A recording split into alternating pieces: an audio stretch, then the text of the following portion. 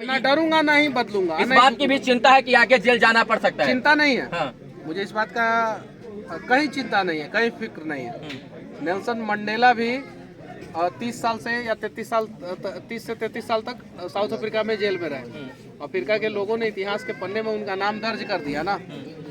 हमारे देश के बहुत सारे फ्रीडम फाइटर भी जेल में गए। अंडमान निकोबार में सेलुलर जेल है जिसको काला पानी का सजा बोला जाता है, वहाँ पे जाके बहुत सारे लोगों ने जेल काटा। तमिलनाडु का मदुरई जेल एक बिहारी के लिए काला पानी से कम नहीं हो सकता है। वहाँ पे लैंग्वेज प्रॉब्लम, खाने का वेदर प्रॉब्लम, वहाँ पे बहुत सारे चीज प्रॉब्लम, रहने का प्रॉब्लम, सब कुछ। तो मैं काला पानी का सजा काट के आया हूँ। इस नजर ने सबको देखा, आपको कल दूल्हे के रूप में देखा, माँ ने आपकी आरती उतारकर घर में स्वागत किया। आपके पिताजी को मैंने नहीं देखा और बिहार के तमाम लोग आपके पिताजी को नहीं देख पाए। क्या वो कहाँ है और वो आपकी रिहाई पर आपको बेल मिलने के बाद वो घर क्यों नहीं आए? उनसे मुलाकात हुई कि नहीं हुई? वो उनको तमाम लोग ढूंढ रहे हैं कि मनीष कश्यप के पिताजी की एक झलक मिल जाए। माँ को देखा, भाई को देखा, बहन को देखा, मौसी को देखा, सबको देखा, लेकिन तमाम फैन, तमाम दर्शक के बीच पिताजी नहीं। कभी आप लोग मेरे पिताजी का इंटरव्यू देखे हैं आज तक? नहीं। वो एक सैनिक है और वो कभी इंटरव्यू नहीं देते हैं। जब तक उन्होंने बोला है कि नहीं, वो दिखे भी नहीं, जब तक आर्मी में है तब तक वो ये सब नहीं करेंगे। और रही बात, अगर बोलिए क्या आपके रिहाई पर भी वो आज देश की सेवा कर रहे हैं बॉर्डर पर खड़े होकर? देखिए, मेरे पिताजी को नहीं पता था कि कब निकलेगा, मेरी माँ को नहीं पता था, मेरे भाई को भी नहीं पता था। बस आज निकलेंगे, कल निकलेंगे, आज निकलेंगे, कल निकलेंगे। और आर्मी का ड्यूटी है, आर्मी का नौकरी है। आप अगर आज अप्लाई करेंगे तो आज का आज छुट्टी मिलना इतना आसान नहीं होता है, आप जाके पता कीजिएगा। लेकिन मेरे पिताजी मुझे उतना ही मानते हैं जितनी मेरी माँ मानती है और जितना मेरा भाई मानता है। ठीक है, अगर मेरे पिताजी मेरे भाई को एटीएम नहीं दिए होते कि निकालो हम महीना कमाए, हमारे जितना सैलरी आई उतना निकाल के बेटा के केस में लगा दिया और बेटा के बचा लिया। अगर मेरे पिताजी पैसा नहीं दिए होते तो मैं इंजीनियर नहीं बनता। मेरे पिताजी अगर पैसा बचा के अपना घर बना लिए होते तो आज हम, मेरे पिताजी और मेरी माँ जो है पक्के के घर में रहते, कपड़े के घर में नहीं रहते। तो मेरे पिताजी मुझे बहुत मानते हैं, लेकिन पिताजी ये भी कहते हैं कि ये सब काम छोड़ दो, ब्याह शादी करो और अपन काम करो। ये भी बात कहते हैं, सही, ये भी बात सही है, कहते हैं, ये भी बात कहते हैं ब्याह कर लो। हाँ, ये देश के जंजाल से छुटकारा मिल जाओ। लेकिन मेरे पिताजी नहीं आए हैं तो इसका मतलब ये नहीं है कि कुछ कारण है। उन्होंने छुट्टी के लिए अप्लाई किया था, ये बात सत्य है। उनको जिस दिन छुट्टी मिलेगा वो चले आएंगे। आपने कहा कि कुर्की की बात करें तो हमको एक मैटर याद आ गया। आज के लगभग 1 महीना पहले लखीसराय में एक इंसान था जिसने 6 लोगों पर एक साथ ताबड़तोड़ गोली चलाई। लखीसराय पुलिस उसे 1 महीना तक गिरफ्तार नहीं कर पाई। 1 महीना बाद उसको गिरफ्तार किया गया। उस 6 लोगों के ऊपर गोली चलाई जिसमें से लगभग 4-5 लोगों की मौत हो गई। आपने शायद वो खबर पढ़ी होगी जेल के अंदर। और उसके घर पर कुर्की नहीं की गई, बल्कि 1 महीने तक ना उसने सरेंडर किया, ना उसका पता था, ना बिहार पुलिस पकड़ पाई। मनीष कश्यप के घर पर कुर्की करना आसान, लेकिन उस अपराधी जिसने 6 लोगों के ऊपर गोली चला दी, जिसमें से 4 लोगों की जान चली गई, 3 से 4 लोगों की, और उसको जो है उसके घर पर कुर्की नहीं हुई। एक समय क्या बिहार पुलिस का बुलडोजर सिर्फ जो है मनीष कश्यप जैसे ईमानदार लोगों के लिए है, या फिर जो आवाज उठाते हैं उनको दबाने के लिए है, या फिर अपराधियों के लिए है? बुलडोजर कहाँ था? ट्रैक्टर से आया था। तो क्या मनीष कश्यप के लिए ट्रैक्टर है? हाँ, बुलडोजर नहीं है। बुलडोजर का सरकार यहाँ पे भी आएगा ना, तो अपराधियों के घर पे चलेगा बुलडोजर, निर्दोषों के घर पे कभी बुलडोजर नहीं चलेगा। यहाँ पे बुलडोजर वाला सरकारें नहीं है। जिस दिन बुलडोजर का सरकार आएगा वहाँ पे अपराधी जो है बिहार को छोड़ के भाग जाएंगे और उनके घर पे वो अगर किसी भी प्रकार का गलती करेंगे तो उनके घर पे चलेगा। और कोई भी निर्दोष के घर पे, किसी भी पत्रकार के घर पे जो है कभी बुलडोजर नहीं चलेगा। ये चीजें जो है आपका अकाउंट फ्रीज कर दिया गया था, शुरू हुआ या नहीं हुआ? वैसे है? नहीं शुरू हुआ, अभी नहीं शुरू हुआ। कब तक कुछ उम्मीद? तो न्यायालय का प्रोसेस है, वो न्यायालय पे मुझे भरोसा है, न्यायालय मेरे साथ नाइंसाफी कभी नहीं करेगा। आप कल जिस प्रकार से आप पटना से निकले, बेतिया पहुंचे, इस बीच में मैंने देखा 5-5, 10-10 किलोमीटर दूर पर आपके समर्थक खड़े होकर आपका इंतजार कर रहे थे। इसको देखकर जोश, जज्बा, जुनून आया कि बिहार के लिए और बेहतर करना चाहिए और बिहार की लोगों की उम्मीद हम पर है?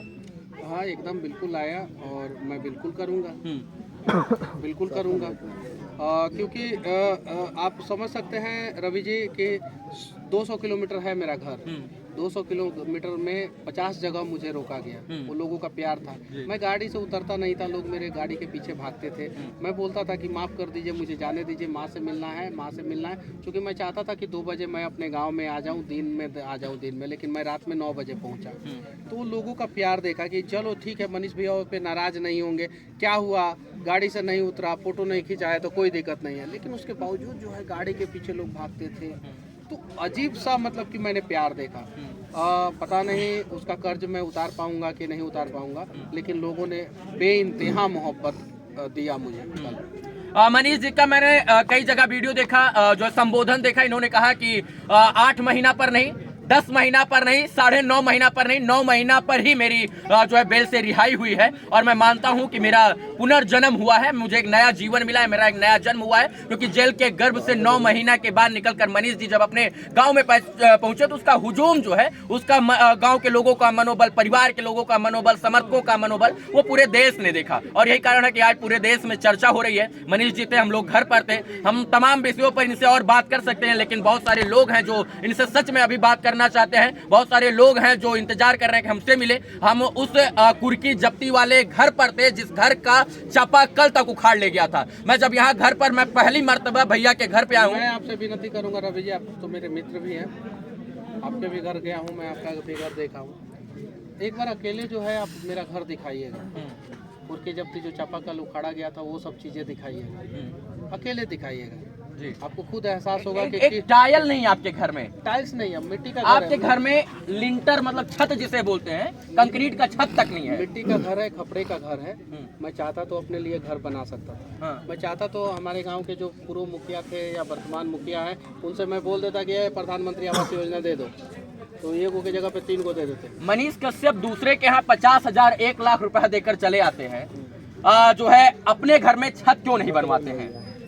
मनीष कश्यप के पास अमेरिका का या सिल्वर प्ले बटन है, डायमंड जो है गोल्डन प्ले बटन है। और गोल्डन प्ले बटन का ना कि मतलब आपकी अच्छी खासी इनकम हो रही है और आप अच्छा खासा कमा रहे हैं, आप 10 से 5 लोगों को अपनी टीम में रखकर साथ चल रहे हैं। आप अपने घर में टाइल क्यों नहीं लगवा रहे? आप, मैंने देखा जेल के अंदर थे तो तमिलनाडु में कुछ लोग पीटे हुए थे, उनके घर माँ को बेचकर 5-5 हजार रुपया, 10-10 हजार रुपया, किसी के यहाँ विमल यादव जी थे उनके यहाँ 51,000 रुपया आपने दिलवाया।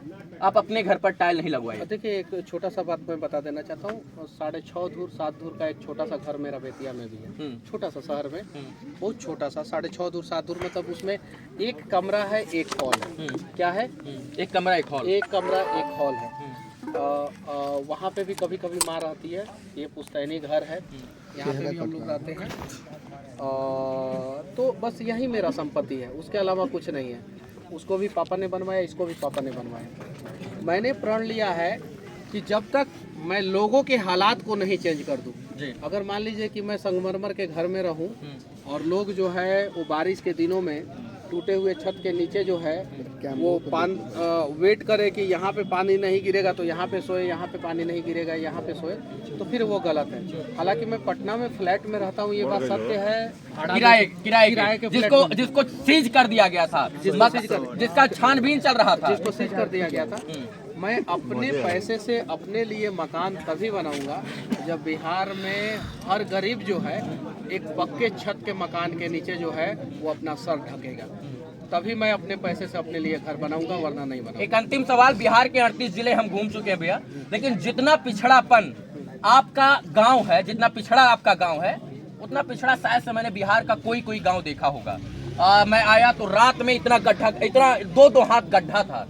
नदी पर देखा तो मैं किसी ने कांटा रख दिया था, मुझे लगा कि मैं उतर कर कांटा हटाने जा रहा हूँ, मुझे लगा कि मैं नदी के अंदर गिर जाऊंगा। यहाँ पर विकास क्यों नहीं हुआ? बेतिया के इस गांव में विकास क्यों नहीं हुआ? देखिए, मेरे गांव का स्थिति अगर आप 4-5 साल 10 साल पहले आते ना तो आपको और भयानक दिखता। हमारे गांव को 3 तरफ से नदी ने घेर रखा है, 3 तरफ से, ठीक है। और उसके अलावा जो है 2 नदी है, एक कोहड़ा नदी है, एक गंडक नदी है, ठीक है। 2 नदी है, 3 तरफ से घेर रखा है। अरे पहले रोड भी नहीं था। ये जो बेतिया मुख्यालय से सरिस्वा होते हुए और महानवा आने के लिए एक नया रोड बना है, जिससे हमारे गांव के लोग जो है जिला मुख्यालय आराम से जाते हैं, आते हैं, चले आते हैं मेरे गांव के लोग। वो भी नहीं था पहले, लेकिन मेरे गांव में एक रोड है जिससे आप सरिस्वा मझवलिया जो थाना है मझवलिया वहाँ पे जा सकते हैं, सरिस्वा जा सकते हैं, जिला मुख्यालय बेतिया जा सकते हैं। एक रोड का और सख्त जरूरत है, वो रोड जो है यहाँ से सुगौली निकलने के लिए चाहिए। इस गांव से मानवा से और डुमरी से सुगौली निकलने के लिए चाहिए। अगर सुगौली निकलने के लिए रोड हो जाएगा तो हम लोगों को बेतिया घूम के पटना जाने की जरूरत नहीं पड़ेगी। हम लोगों के यहाँ के लोग डायरेक्ट 9 किलोमीटर दूर सुगौली रेलवे स्टेशन पे जाएंगे, वहाँ पे सारा प्रकार का ट्रेन मिल जाता है, वहाँ से ट्रेन पकड़ के पटना चले जाएंगे या वहीं सुगौली से जो है बस पकड़ के पटना चले जाएंगे। तो पटना की दूरी